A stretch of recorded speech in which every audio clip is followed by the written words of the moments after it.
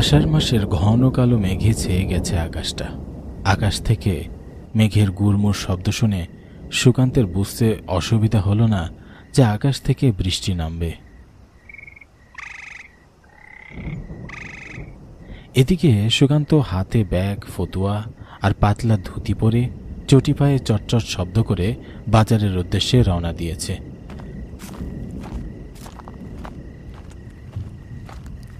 রাস্তার পাশে একটা চায়ের দোকান দেখা যাচ্ছে। চায়ের দোকান থেকে নরেন গলা বাড়িয়ে সুকান্তকে ডেকে বলে, ওই সুকান্ত দা, এই মেঘলা বিকেলে কোথায় বের হলে? সুকান্ত ঘুরে দাঁড়িয়ে নরেনের কথার জবাব দেয়, বাজারে যাই গো, বাজারে। তুমি বসে বসে চা খাচ্ছ বুঝি? চলো না বাজার থেকে ঘুরে আসি। নরেন তাকে না বলে আর বাজার থেকে তাড়াতাড়ি ফিরে আসতে বলে সুকান্তকে। আকাশে কালো মেঘ ছেয়ে পড়েছে, যে কোনো সময় বৃষ্টি আসতে পারে। আষাঢ় মাসে নাকি আকাশ ফুটো হয়, নিজের ইচ্ছা মতোই যে কোনো সময় বৃষ্টি নামে। নরেন তাকে বলে, তুমি যাও গো সুকান্ত দা, বাজার থেকে বড় একটা ইলিশ মাছ কিনে নিয়ে এসো। তোমার বাড়িতে আমাদের দাওয়াত করো, বর্ষায় যাতে ইলিশ ভাজা খেতে পারি। নরেন দেবনাথপুর গ্রামেরই ছেলে, সুকান্তর ছোটবেলার বন্ধু। রাস্তা দিয়ে অনেকেই হেঁটে চলেছে। গ্রামের রাস্তা, বড় বড় যানবাহন চলে না, মাঝে মধ্যে দু একটা ভ্যান আর সাইকেল নিয়ে যাতায়াত করছে লোকজন।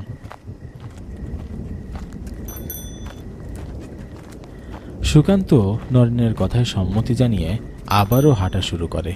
সে হাঁটতে হাঁটতে বাজারে পৌঁছায়। বাজারে ঢুকে সবজিওয়ালার সঙ্গে দর কষাকষি করে, তারপর সবজি কিনে, কিছু মশলাপাতিও কেনে সুকান্ত। তারপর তার চোখে বড় একটা ইলিশ মাছ পড়ে। সুকান্তের ইলিশ মাছ খুবই পছন্দ। ইলিশ মাছ দেখে সে নিজেকে আর সামলাতে পারে না। সুকান্ত মাছওয়ালার কাছে গিয়ে বলে, দাদা, ইলিশ মাছটা দেখছি বেশ বড়, তা নরম হবে তো? এই যে দাদা দেখুন, একদমই নরম হবে, হাতে নিয়ে দেখুন। এই যে নিন দাদা, নিয়ে যান, ঠকবেন না। সুকান্তর মাছটা দেখে খুব পছন্দ হয়। সে দাঁড়িয়ে ভাবছে সে আজকে মাছটা কিনে নিয়ে বাড়ি ফিরবে। মাছওয়ালার কাছে মাছের দাম জিজ্ঞাসা করে। দাদা, তোমার ইলিশ মাছের দাম কত? 100 টাকা কিলো। ওজন করে যা হবে সেই দামই দেবেন। সুকান্ত মাছের দাম শুনে থমকে দাঁড়ায়। কিছুক্ষণ নীরব থেকে আবার মাছওয়ালার সঙ্গে কথা বলে। না গো দাদা, তাহলে তোমার ইলিশ মাছ তার কিনা হলো না, দামটা একটু বেশি মনে হচ্ছে। তাহলে মাছটা তুমি রেখেই দাও। তা কত দাম দিবেন দাদা? 500 টাকা কিলো হলে আমি নিতে পারবো। আপনি তো দাদা রুই মাছের দাম বলছেন, ইলিশ মাছ কখনো 500 টাকা কিলো হয়? আপনি কি দাদা মাছ কিনতে এসেছেন নাকি অন্য কিছু? তা কত করে দিবে বলো? তুমি যেটা বলছো সেটা অনেক বেশি। আপনার জন্য আমি 800 টাকা দিতে পারি। 800? না দাদা, 800 না, 650 করে কিলো। না গো দাদা, ওই দামে মাছ দিলে আমার সারাদিনের কষ্টটাই বৃথা হবে, আমার পকেটে কিচ্ছু থাকবে না। আকাশে কালো মেঘ পড়েছে, মনে হচ্ছে খুব জোরে বৃষ্টি আসবে। তুমি মাছটা দিলে দাও, না দিলে আমি চলে যাই। মাছওয়ালা এক নজর আকাশের দিকে চোখ বুলিয়ে নিল। আকাশটা কালো মেঘে ছেয়ে গেছে, চারদিকে অন্ধকার ঘুটঘুট করছে। মাছটা তাকে না দিলে তার কাছে রেখে দিতে হবে। হাটে আর বেশিক্ষণ থাকা যাবে না। একথা ভাবতেই মাছটা সুকান্তকে দিতে রাজি হয়। সুকান্ত মনে মনে খুব খুশি হয়। তারপর সে বাজার থেকে বেরিয়ে এসে হাঁটতে থাকে। বাজার থেকে বেরিয়ে এসে খেয়াল করে চারিদিকটা অন্ধকার হয়ে গেছে। কখন যে সন্ধ্যা গড়িয়ে রাত হয়ে গেছে। তবে সে অনেক খুশি। খুশিতে সে একা একাই কথা বলছে আর হেঁটে চলছে।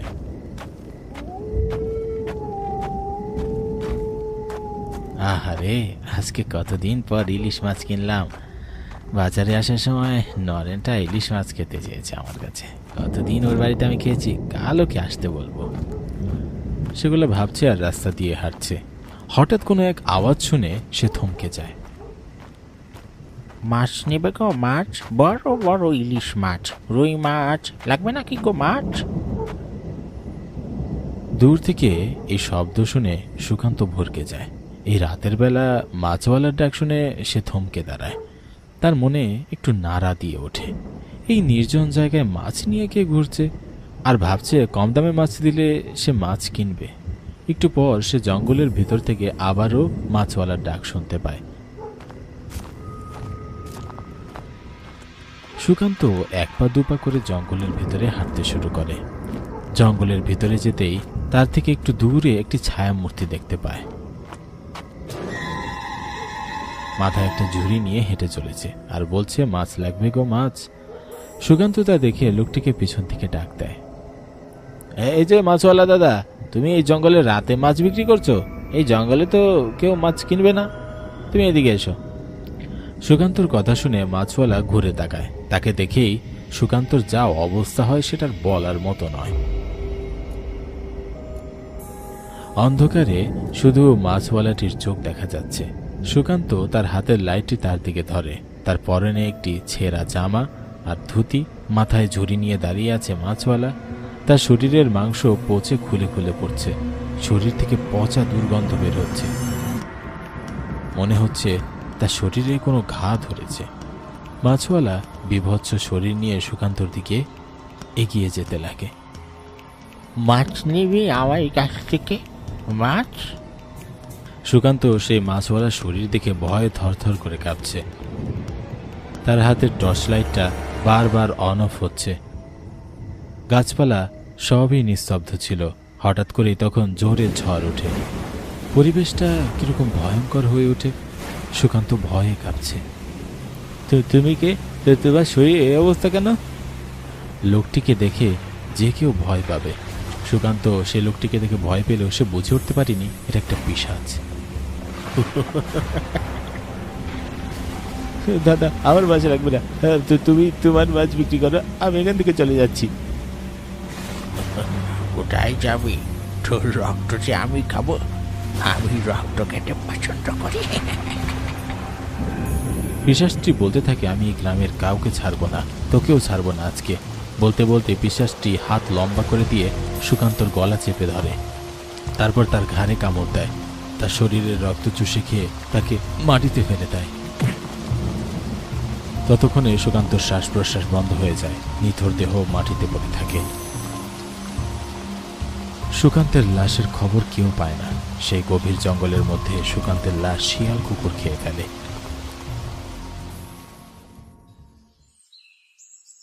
তার পরিবার, গ্রামের লোকজন জানে সুকান্ত হারিয়ে গেছে। তাকে অনেক খোঁজাখুঁজির পর গ্রামের লোকজন প্রায় ভুলেই গেছে সুকান্তর কথা। 1 মাস পর, শ্রাবণ মাস। আকাশ থেকে ঝিরি ঝিরি বৃষ্টি পড়ছে। বৃষ্টির মধ্যে হেঁটে চলেছে রাকেশ আর রঞ্জিত। তারা শহর থেকে দেবনাথপুর গ্রামে এসছে কোনো একটা কাজে। তারা ট্রেন থেকে নেমে রাত ভারী হওয়ায় রাস্তায় কোনো ভ্যান গাড়ি পায়নি। তাই তারা হেঁটে হেঁটেই রাস্তা চলতে শুরু করে। দুজন হাঁটছে আর গল্প করছে। তারা গ্রামের বিশিষ্ট ব্যবসায়ী গোপাল ঘোষের বাড়িতে যাবে। তারা এই গ্রামে প্রথমবার আসছে। গ্রামের পথঘাট তেমন একটা চেনে না। তাদেরকে ব্যাংক থেকে পাঠানো হয়েছে গোপাল ঘোষের কাছে। তারা গোপাল ঘোষের বাড়ি কেমন করে খুঁজে বের করবে সেই বিষয়ে কথা বলছে। রামিন সাহেব, আমরা তো এই গ্রামে প্রথম এলাম। গোপাল ঘোষের বাড়ি তো আমরা চিনি না। কাউকে জিজ্ঞাসা করলে ভালো হতো না? ঠিক বলেছেন স্যার, কাউকে জিজ্ঞাসা করলেই ভালো হতো। তবে কোনো দোকানপাট তো চোখে পড়ছে না। চলুন সামনে গিয়ে দেখি কিছু পাই কিনা। তারা কথা শেষ না করতেই দেখে তাদের সামনে একজন লোক মাথায় ঝুড়ি নিয়ে হেঁটে যাচ্ছে। পিছন থেকে রমিত তাকে ডাকে। লোকটি পিছনে ঘুরে দাঁড়ায়। রমিত আর রঞ্জন তার কাছে এসে দাঁড়ায়। তাদের নাকে কিসের একটা গন্ধ লাগে। তারা মনে করে তার ঝুড়িতে পচা কিছু আছে, সেটারই গন্ধ বের হচ্ছে। তারা নাক চেপে ধরে। তার সঙ্গে কথা বলতে বলতে তার দিকে নজর পড়ে। তারা দেখে তার শরীর থেকে পচা রক্ত গলিয়ে পড়ছে। শরীরের পচা মাংসগুলো খুলে পড়ছে। পরনে ছেঁড়া জামা কাপড়। তারা দুজনই মনে করে তার শরীরে ঘা হয়েছে, তাই শরীরের এমন অবস্থা। গন্ধে তাদের অবস্থা খারাপ। এদিকে গোপাল ঘোষের নাম শুনে মাছওয়ালার চেহারা বিভৎস হয়ে যায়। তাদেরকে বলে, তোরা যেতে চাস? আর কোনো দরকার হবে না, তোরা আমার হাতেই পড়বি। তার বিভৎস চেহারার কথা শুনে সেখান থেকে পালিয়ে দৌড়াতে গিয়ে তারা উঠে জমিদারের বাড়ির সামনে। সেখানে এক বয়স্ক লোকের সঙ্গে তাদের দেখা হয়। লোকটি একটু ভারী গলায় বললেন,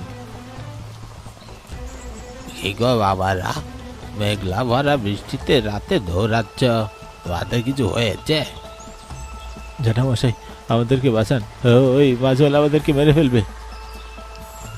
তোমাদেরকে দেখে মনে হচ্ছে তোমরা এই গ্রামের কেউ না। তোমরা চাইলেই জমিদার বাড়িতে থাকতে পারো। তোমরা বৃষ্টিতে ভিজে গেছ, কাপড় চোপড় গুলো পাল্টাও, তারপর তোমাদের কথা শুনবো। হ্যাঁ, জ্যাঠামশাইয়ের কথা শুনে তাদের দুজনের মনে হলো যে তারা প্রাণ ফিরে পেল। একেই তো এই গ্রামে তারা নতুন, তার মধ্যে একটা আতঙ্ক তাদেরকে তাড়া করছে। বৃষ্টিতে ভিজে তারা তেনা তেনা হয়ে গেছে, তাদের চোখে মুখে ভয়ের ছাপ।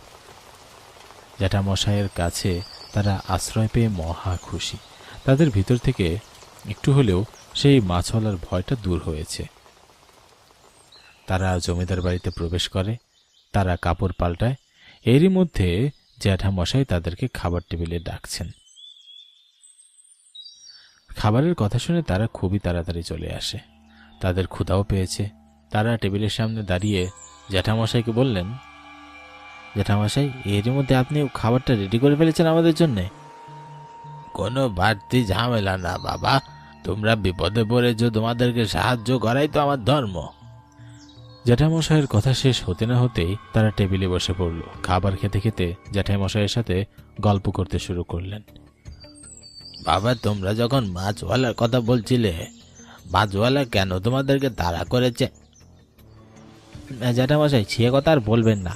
মাছওয়ালাটা ঝুড়ি নিয়ে দাঁড়িয়েছিলেন, আর আমরা তার কাছে গোপাল ঘোষের ঠিকানা জানতে পাই। তারপরই যা দেখলাম, ওরে বাবা কি ভয়ানক! তার মানে সে আবার ফিরে এসেছে। জ্যাঠামশাই, আপনি কার কথা বলছেন? শোনো তাহলে, এই গ্রামে খুব বিশ্বস্ত মাছওয়ালা ছিল ওই লোকটা।